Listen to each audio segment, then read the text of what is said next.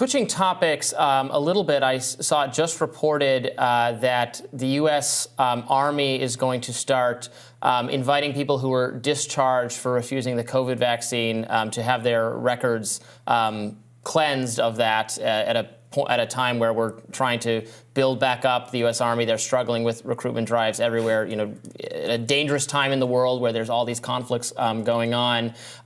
What is your thinking about how the narrative around compelling people on certain health issues with respect to COVID has changed over the last several years of the pandemic? Well, I got to look at this closely as chairman of a commission for the medical journal Lancet. And the sad part of this, not with respect to the vaccine per se, but with respect to the origin of the virus, is that it's yet another case of massive government lying.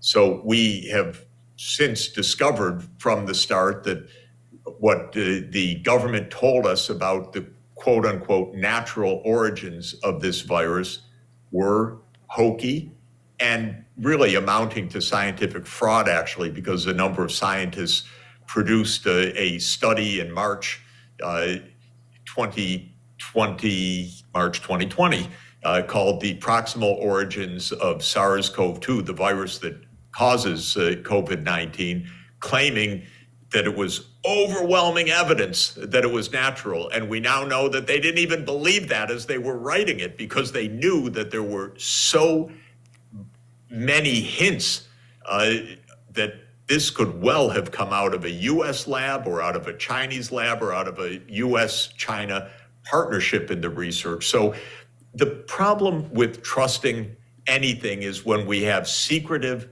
government that is telling us lies, it just generates a huge amount of distrust about everything. Yeah, I mean, one of the interesting things I find about you is that because you were in your position at Lancet, and because you're one of the few people who were calling out the possibility that lab leak origin theory was legitimate early, and you're one of the few people in that space who was more left-coded as opposed to right-coded, I think there was a lot of much-needed credibility that you brought to the conversation as people were questioning whether or not to follow what the mainstream media was saying at the time, which was that to even entertain lab leak theory meant you were a conspiracy theorist, or whether to treat it seriously. Now that we're in a different place in the discourse where many more people are treating it seriously, I wonder what you think the gaps are in kind of the public reporting in terms of continuing to pursue answers about who was responsible for lab leak. Robbie and I have these conversations often where there's often a focus on Dr. Fauci, who's of course no longer in office. And there's this kind of open question, where do we go next? Where should the investigation go?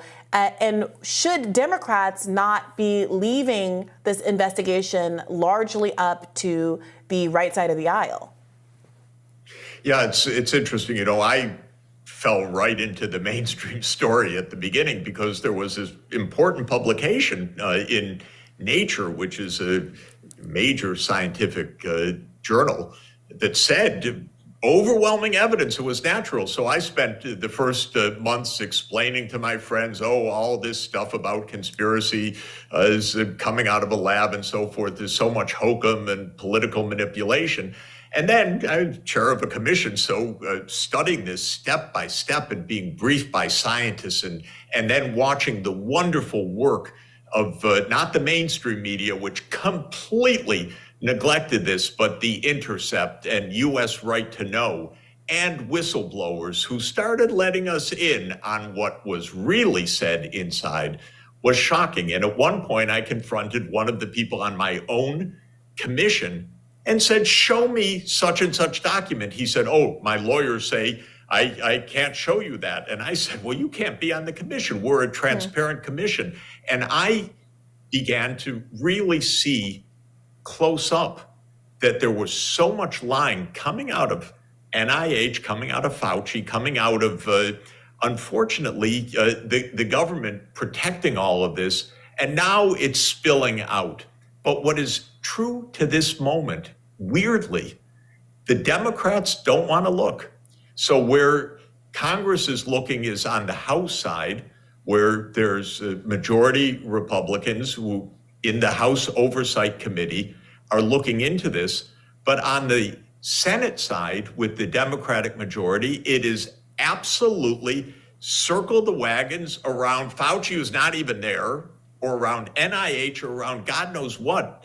And as someone who has been a lifelong Democrat, but I've left the party because I don't want to have anything to do with either of these parties right now, I have to say that it's shocking to me that Democratic senators can't understand this is not a partisan issue. This is a life and death issue. What kind of research is going on? What kind of laboratory manipulation is going on? What is going on under what we euphemistically, I probably or perhaps call our biodefense research, because who knows what it really is. But I have gotten to understand well that there is a tremendous amount of dangerous research that is not supervised, and it would behoove our Democratic senators as well as the Republicans to find out what's happening. This is not about getting Fauci. This is not about the past. This is about right now, what is happening in these laboratories? Because the fact of the matter is, our very, very clever scientists know all about manipulating viruses. They know all about gain-of-function research. They know how to construct new viruses that are extremely dangerous by putting in pieces into existing viruses, pieces like the now infamous furin cleavage site, which is part of the genome of the COVID virus that makes it so infectious. And that was the object of research by US scientists precisely to see if you put that piece into an existing virus, what happens to it? Well, isn't that research a little dangerous? But that research was going on, we know, and that is what makes many people think this came out of a lab. And the most ingenious people who made those systems, I don't know whether I should name names, but we've got scientists in the United States that do this, that are at the cutting edge, that were under Fauci's funding and in his shop and working with the laboratories like Rocky Mountain Lab and others.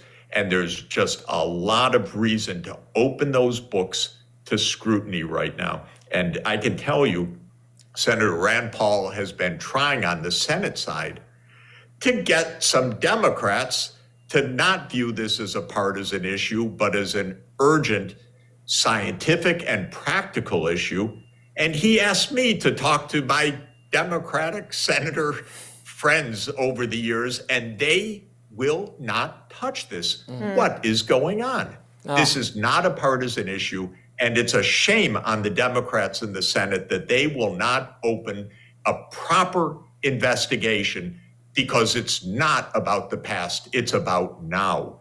What research is going on? What is this biodefense research? What is NIH funding? What is this manipulation taking place? We need to know this.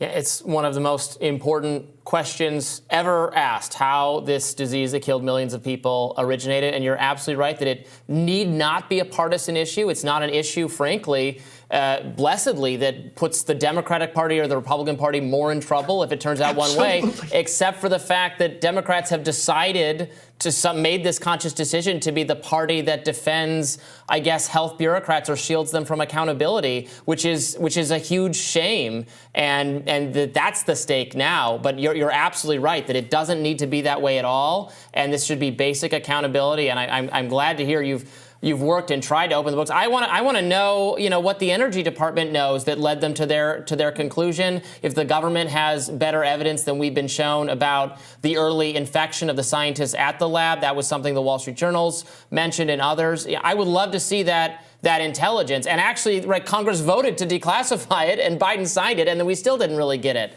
So it's a frustrating amount of shielding from the public what they ought to know.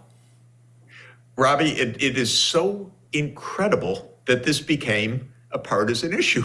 I could never have guessed, maybe it's the lack of my imagination, why Democrats would think that an honest accounting is somehow a pro-Republican position. So, hope springs eternal. Today, Democrats in the Senate, come on.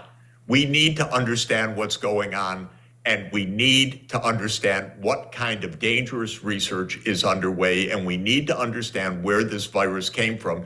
Open the books at University of North Carolina. Open the books at Rocky Mountain Labs. Understand the funding by the United States of the teams from University of North Carolina and other universities with the Wuhan Institute of Virology. Let's understand what really happened. Dr. Sachs, thank you so much for joining us. Great to be with you. Thank you.